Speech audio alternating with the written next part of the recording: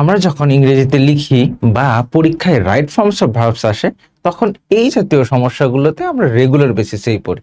দেখি কি আছে এখানে।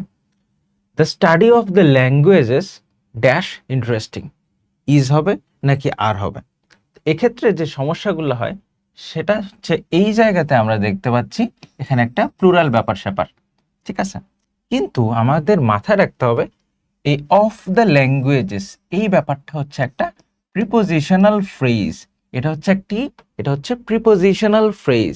এখন খেয়াল রাখতে হবে এটা হচ্ছে কি একটা সাবজেক্ট, এটা হচ্ছে একটা সাবজেক্ট দ্য স্টাডি, এরপর একটা প্রিপোজিশনাল ফ্রেজ এবং এরপরে একটা ভার্ব। এবং আমাদের মনে রাখতে হবে এই যে ভার্বের এখানে যে ফর্মটা সেটা অবশ্যই এই প্রিপোজিশনাল ফ্রেজের আগে যে সাবজেক্ট আছে সেইটা অনুযায়ী হবে।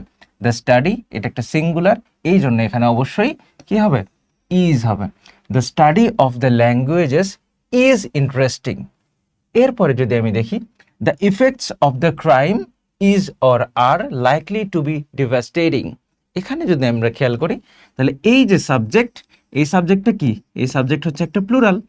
এই সাবজেক্টটা কি, এই সাবজেক্টটা হচ্ছে একটা plural.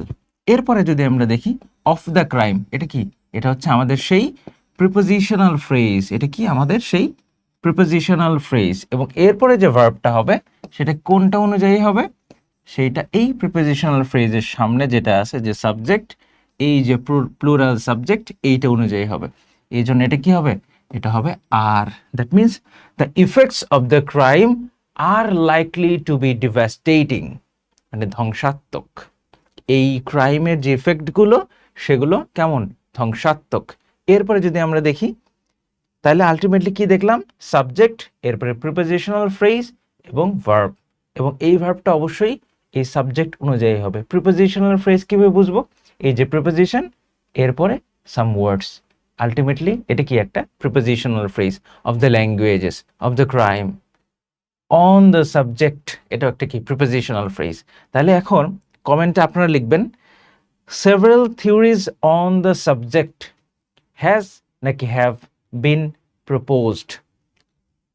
Several theories on the subject has হবে নাকি have হবে, been proposed। এখানে কি several theories, that means এটা হচ্ছে কি প্লুরাল, এরপরে একটা prepositional phrase, এরপরে has হবে নাকি have হবে, লিখবেন কমেন্টে।